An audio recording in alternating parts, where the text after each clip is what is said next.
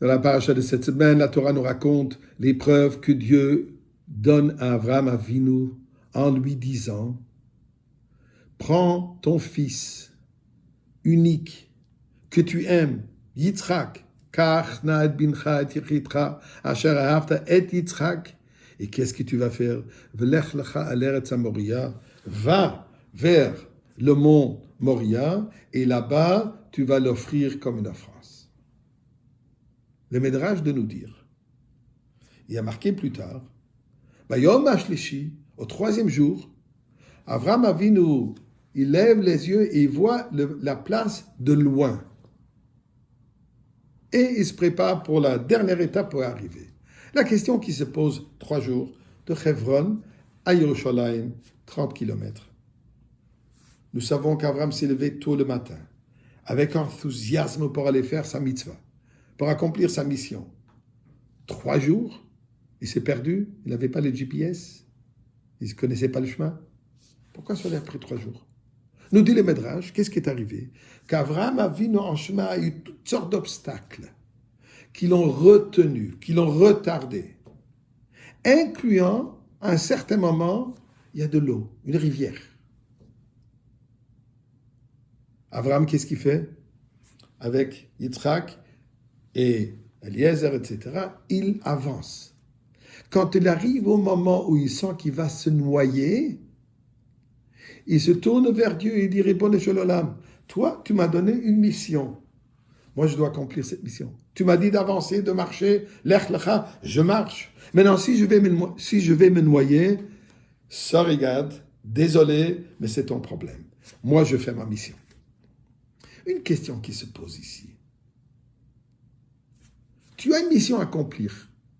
Ta mission est quoi? De te noyer ou d'offrir Yitzhak comme sacrifice? Trouve un moyen, comment surmonter cet obstacle.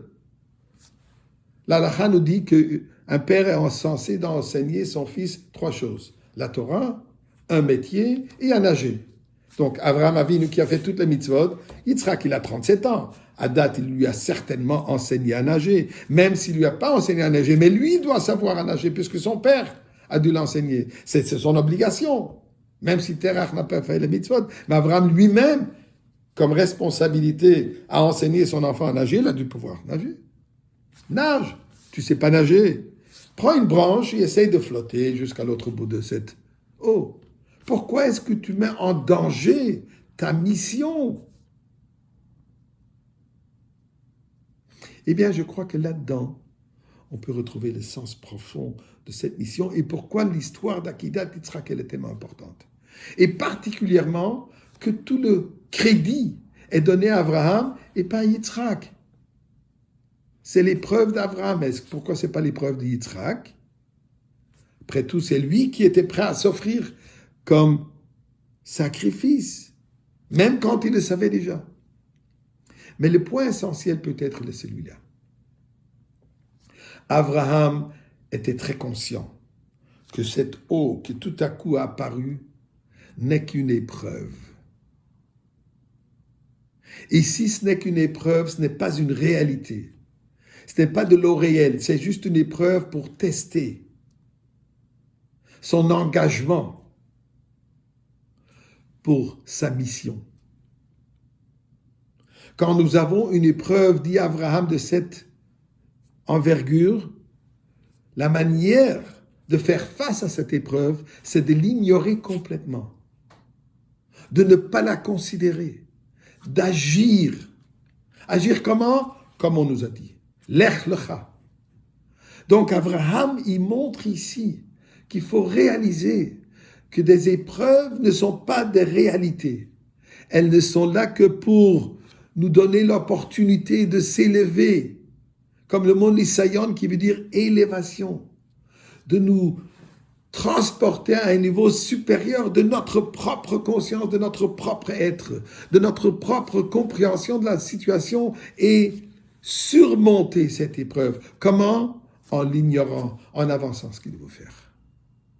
C'est ça ce que la Torah nous enseigne ici. Dieu dit, maintenant je réalise que tu as bien compris. Tu démontres avec ces gestes que tu reconnais que la seule existence véridique n'est que Dieu et la mission que nous avons. Mes chers amis, nous vivons une épreuve aujourd'hui. Abraham, lui, il avait de l'eau qui n'existait pas, mais qui était visible. Nous avons une épreuve aujourd'hui d'un objet d'une situation qui est invisible. À nous de comprendre que ce n'est qu'une épreuve d'Akadosh Baruch Hu, que dans ces derniers moments d'avant la Géoula, est-ce qu'on est capable de surmonter cette épreuve, de faire ce que nous avons à faire? Et qu'est-ce que nous avons à faire? C'est d'enseigner, de propager le message de la Géoula, cette bonne nouvelle que Mashiach arrive et qu'on est juste à côté.